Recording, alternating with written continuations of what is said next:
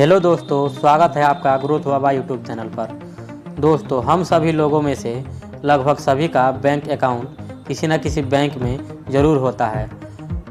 तो क्या आपने कभी सोचा है कि बैंक्स हमारे ही पैसे को यूज करके कितना सारा प्रॉफिट कमाते हैं? अगर आप ये सब नहीं जानते हैं तो बने रहिए इस वीडियो के लास्ट तक, क्योंकि मैं आज इसी के बारे में बताने वाला हूँ कि बैंक्स हमारे ही पैसों से कितना सारा प्रॉफिट कमाते हैं। दोस्तों, जब भी हम अपना पैसा सेविंग अकाउंट में जमा करते हैं तो बैंक्स उसके बदले हमें 3 से 4% का ब्याज देते हैं, और बैंक्स उसी पैसे को किसी दूसरे पर्सन को लोन के रूप में जब देते हैं तो उनसे 12 से 14% का ब्याज चार्ज करते हैं। जैसे कि home loan, car loan, gold loan, business loan, personal loan और कई सारे लोन के नामों से जानते हैं। भाई, बैंक्स का पैसा कमाने का ये तो पहला तरीका है। अभी रुकिए, और सारे कई तरीक़ों के बारे में बताता हूँ। पहले ये जान लेते हैं कि हम सभी लोग बैंक्स में अपना पैसा मांगने एक साथ चले जाते हैं तो क्या होता है। तो क्या बैंक्स हम सभी लोगों के सारे पैसे लौटा देंगे? तो ऐसा बिल्कुल भी नहीं है, क्योंकि हर बैंक के पैसे विड्रॉ करने की एक मैक्सिमम लिमिट फिक्स की जाती है। आप उस मैक्सिमम लिमिट से ज़्यादा पैसे एक दिन में विड्रॉ नहीं कर सकते। तो चलिए इस बात को साइड में रखते हैं और पहले ये जानते हैं कि बैंक्स के पैसे कमाने का अगला तरीका क्या है।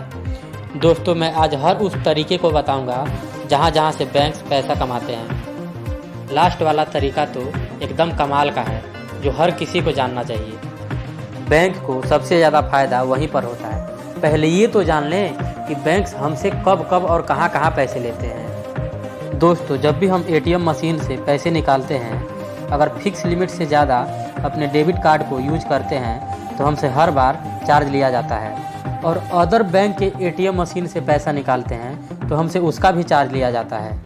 और बैंक हमसे चेकबुक इशू कराने के भी पैसे लेते हैं, और यदि किसी का चेक बाउंस होता है तो उसका भी चार्ज लगता है।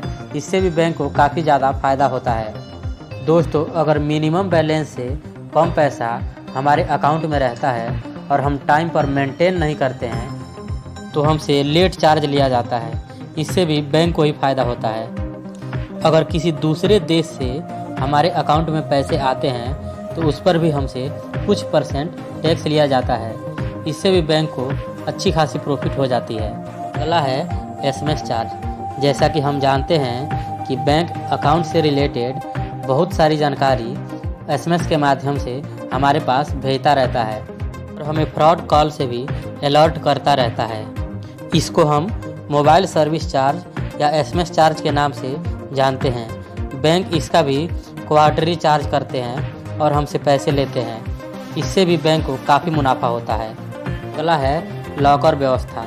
इसमें बैंक अपने कस्टमर्स को लॉकर प्रोवाइड करते हैं, और अलग अलग लॉकर के साइज़ के हिसाब से सालाना चार्ज लगता है। इस लॉकर में कस्टमर अपना कीमती सामान चोरी होने के डर से ले जाकर रख सकते हैं। लॉकर खोलने का परमिशन उसी व्यक्ति को दिया जाता है जिस व्यक्ति के नाम से लॉकर अलॉट होता है। लॉकर को वह भी खोल सकता है जिसका नाम नॉमिनी में पड़ा होता है। बाकी घर के किसी भी मेंबर को लॉकर खोलने की अनुमति नहीं दी जाती है। अब हम मुनाफे के साथ साथ यह भी जान लेते हैं कि बैंक काफ़ी रुपए खर्च भी करते हैं और कहाँ कहाँ खर्च करते हैं। बैंक को अपने हर एम्प्लॉय को सैलरी देना होता है, और बैंक के हर एम्प्लॉय की सैलरी काफ़ी ज़्यादा होती है। और बैंक में कंप्यूटर के साथ साथ काफ़ी सारी मशीनें लगी होती हैं जिस पर बैंक का बहुत ज़्यादा रुपया खर्च होता है।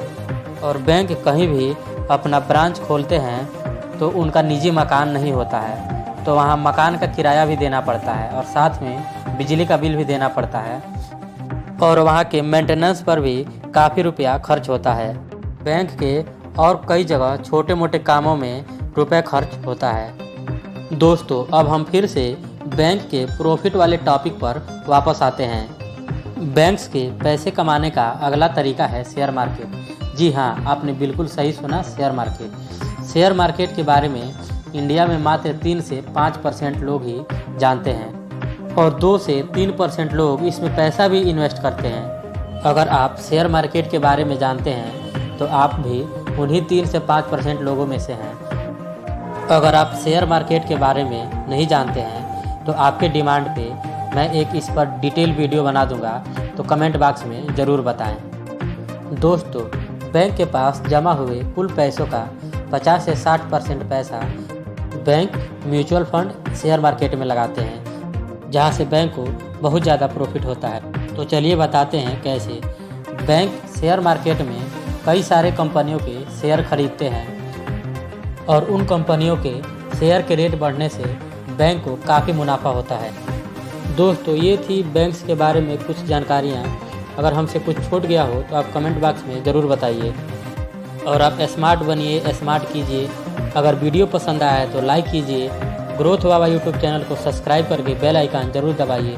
मिलते हैं आपसे अगले वीडियो में, तब तक के लिए बाय बाय, जय हिंद।